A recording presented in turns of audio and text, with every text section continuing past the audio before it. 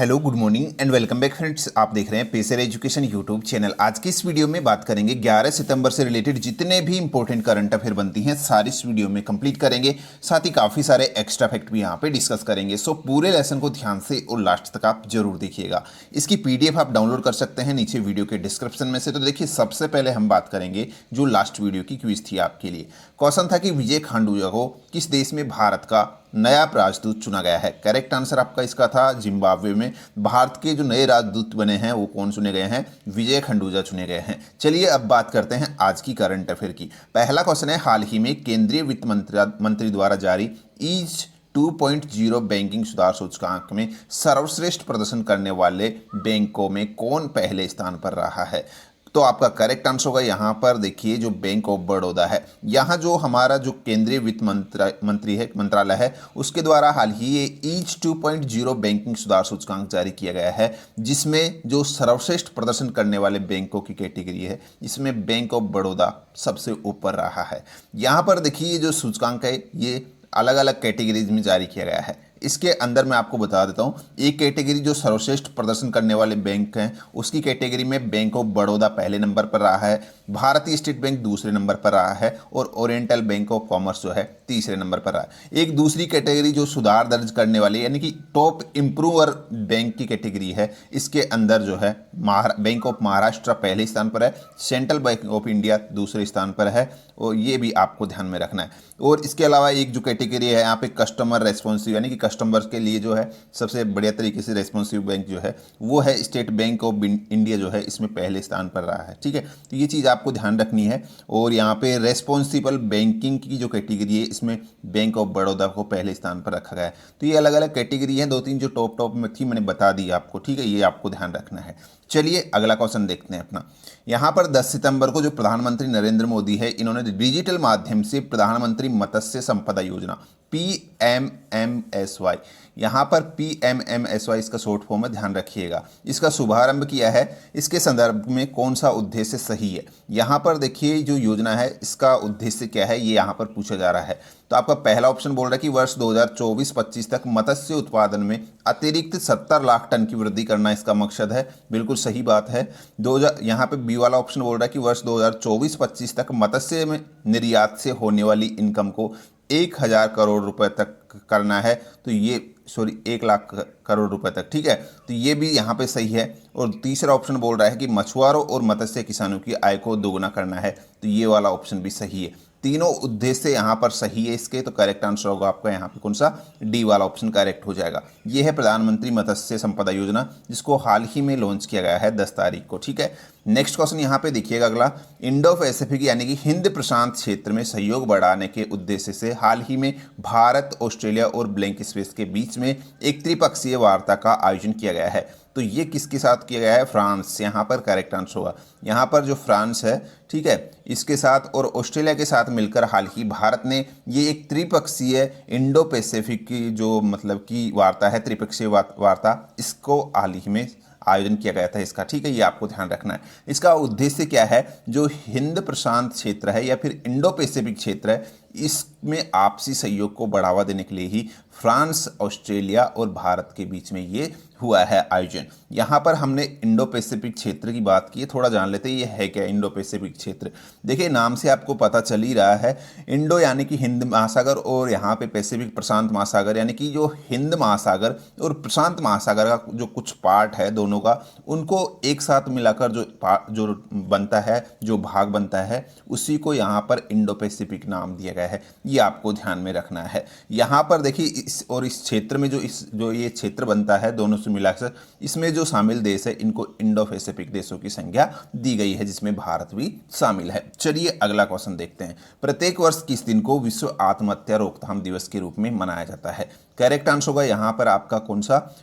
B वाला option 10 सितंबर को। देखिए 10 सितंबर को जो है ये हर साल वर्ल्ड सुसाइड प्रिवेंशन डे मनाया जाता है और ये मनाया जाता है जो international association for suicide prevention है, IASP, इसी के द्वारा ये दिवस जो है मनाया जाता है। हर साल इसके द्वारा इसका आयोजन किया जाता है।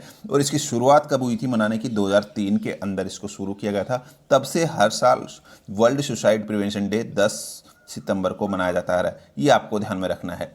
लोगों को जो है इसके बारे में जागरूक करने के मकसद से ही इसको मनाया जाता है। नेक्स्ट यहाँ पे देखिए क्वेश्चन है अपना, संयुक्त राष्ट्र की बाल मृत्यु दर में स्तर और रुझान। रिपोर्ट के अनुसार भारत की बाल मृत्यु दर में 1990 और 2019 के बीच में 126 से घटकर कितनी रह गई है। थोड़ा क्वेश्चन को समझिएगा। देखिए जो संयुक्त राष्ट्र है, यूनाइटेड नेशन, इसने हाल ही ये बाल मृत्यु दर से स्तर और रुझान की रिपोर्ट जारी की है। इसके अनुसार भारत की जो 1990 से पहले जो बाल मृत्यु दर थी वो कितनी थी, 126 थी। यहाँ पर 126 थी, लेकिन अभी जो ये इसके बीच का जो आंकड़ा जारी किया गया है 2019 तक का, इसके अंदर जो है 126 से घटकर अब कितनी रह गई है, तो करेक्ट आंसर होगा आपका 34 रह गई है। अब यहाँ पे 126 और जो 34 है ये आंकड़ा किस में है, तो ये आपको ध्यान रखना है, ये पर थाउजेंड है, यानी कि 1000 पर ये आंकड़ा है। यानी कि अब अगर मैं बात करता हूँ तो 2019 तक जो है इस आंकड़े के अनुसार जो बाल मृत्यु दर है वो 1000 पर 34 बच्चों की जो है मृत्यु होती है। इस तरीके से यहाँ पर ये आंकड़ा है, ठीक है। तो ये ध्यान रखिएगा, पर थाउजेंड ये निकाला गया है, ये जो नंबर है ये, ठीक है। नेक्स्ट क्वेश्चन यहाँ पे देखिएगा, अमेरिकी कंपनी सिल्वर लेक ने रिलायंस रिटेल में कितने फीसदी हिस्सेदारी 7500 करोड़ रुपए में खरीद ली है। करेक्ट आंसर होगा यहाँ पर देखिए 1.75%। हाल ही में देखिए जो अमेरिकी कंपनी है सिल्वर लेक ने जो है एक नया निवेश किया है इसके अंदर, रिलायंस के अंदर, और ये किया है 7500 करोड़ रुपए का निवेश किया है, जिसमें रिलायंस में जो है इसकी कितने प्रतिशत हिस्सेदारी आ जाएगी, 1.75% आ जाएगी। ये आपको ध्यान में रखना है। और अभी यहाँ पर देखिए इससे पहले भी काफ़ी सारे जो है निवेश हो चुके हैं रिलायंस के अंदर, जिसको मैंने आपको हर बार बताया जब जब ये हुए हैं, जिसमें टॉप पर देखिए जो 2-3 है, मैं आपको एक बार फिर से रिमाइंड करा देता हूँ। सबसे ज़्यादा जो निवेश हुआ है अब तक रिलायंस में वो फेसबुक ने किया है, 9.99% हिस्सेदारी के लिए जो है यहाँ पर 43,573 करोड़ का जो है निवेश किया है। अप्रैल में ये हुआ था, फेसबुक ने किया था। उसके बाद में यहाँ पर ये लिस्ट है पूरी की पूरी, आप देख लीजिएगा। इससे पहले सिल्वर लेक की जो सहायक कंपनी है ये ऑलरेडी इसमें 1.15 के लिए जो है निवेश कर चुकी थी। विस्टा है, जनरल, ये सारी चीज़ें हैं, लिस्ट आप देख लीजिएगा, पिछले वीडियोज़ में सब बताया है मैंने, ठीक है, आपको मिल जाएंगी सब चीज़ें।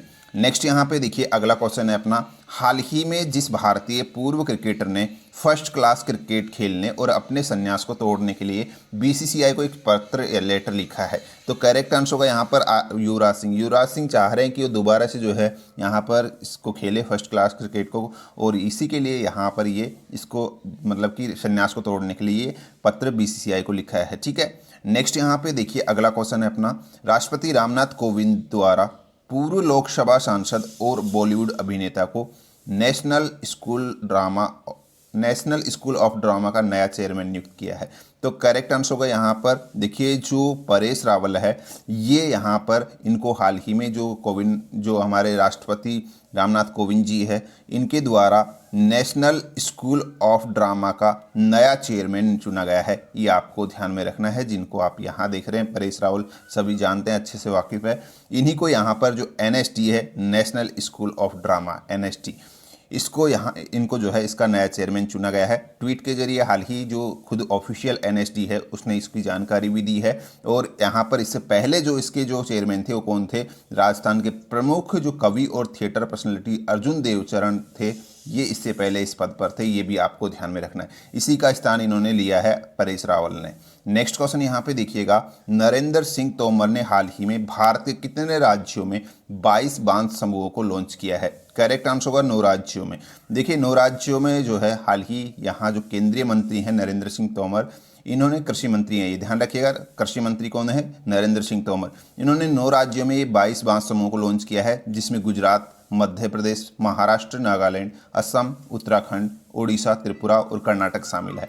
यहाँ पर देखिए इसका उद्देश्य क्या है, बांस व्यापार को जो है बढ़ावा देना इसका मेन मकसद है। और अभी देखिए हुआ क्या है, जो मतलब कि जो 2017 में जो केंद्र सरकार थी उसने बांस को पेड़ों की श्रेणी से हटा दिया था, बांस को पेड़ों की श्रेणी से हटा दिया था, जो यहाँ पे भारतीय वन अधिनियम है 1927 में संशोधन करके। और इसी के बाद में जो है यहाँ ये बांस को जो उत्पादन है उसको व्यापार करने के रूप में जो है बढ़ावा मिला है, क्योंकि अब यहाँ पे कोई रोक टोक नहीं होगी, इसको व्यापार के तौर पर आप यूज कर सकते हो। वैसे वनों की कटाई पर जो है रोक है, लेकिन इसको यहाँ पे वनों की क्षेत्र से, वनों की कैटेगरी से इसको हटा दिया था 2017 में इस अधिनियम में संशोधन करके। और इसीलिए अब जो है इसका व्यापार के रूप तौर पर उपयोग किया जा सकता है बांस का। ठीक है, नेक्स्ट यहाँ पे देखिए अगला क्वेश्चन है अपना, केंद्रीय अल्पसंख्यक कार्य मंत्रालय ने किस शहर में 9 से 18 अक्टूबर 2020 तक हुनर हाट आयोजन करने की घोषणा की है? तो करेक्ट आंसर होगा यहाँ पर प्रयागराज। देखिए प्रयागराज में दोबारा से ये दूसरी बार हुनर हाट का आयोजन करने की घोषणा की गई है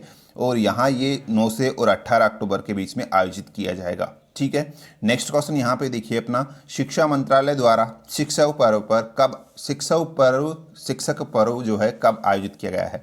तो करेक्ट आंसर होगा यहाँ पर ये 8 से और 25 सितंबर तक आयोजित किया जा रहा है शिक्षक पर्व। ये आपको ध्यान में रखना है, शिक्षा मंत्रालय द्वारा इसका आयोजन करवाया जा रहा है 8 से और 25 सितंबर के बीच में, जिसका मकसद क्या है, शिक्षकों को सम्मानित करना और नई शिक्षा नीति को आगे बढ़ाने के लिए ही इसका शिक्षक पर्व का मनाया जा रहा है। ये आपको ध्यान में रखना है। इसके तहत जो मंत्रालय है उसने नई शिक्षा नीति और इसके क्रियान्वयन पर एक वेबिनार की जो श्रृंखला है उसका भी आयोजन किया है। नेक्स्ट यहाँ पे देखिए क्वेश्चन है, हिमालयी दिवस किस दिन को मनाया गया है? तो करेक्ट आंसर होगा यहाँ पर आपका 9 सितंबर को ये हिमालय दिवस मनाया जाता है। इतना आपको ध्यान में रखना है। मुख्यतः ये जो उत्तराखंड है उसके द्वारा मनाया जाता है, ध्यान रखिएगा। नेक्स्ट यहाँ पे आज की क्विज देख लीजिएगा, इसका आंसर आपको नीचे कमेंट बॉक्स में लिखना है। क्वेश्चन है कि वरिष्ठ कांग्रेसी नेता और किस राज्य के पूर्व मुख्यमंत्री रहे शिवाजी राव पाटिल निलंगेकर का बीते दिनों निधन हो गया है? ये आपको बताना है। जो भी करेक्ट आंसर है नीचे कमेंट बॉक्स में लिखिएगा। सो गाइस ये थी आज की करंट अफेयर। होप आपको वीडियो पसंद आई है तो लाइक शेयर जरूर कीजिएगा। मिलते हैं नेक्स्ट वीडियो में, धन्यवाद।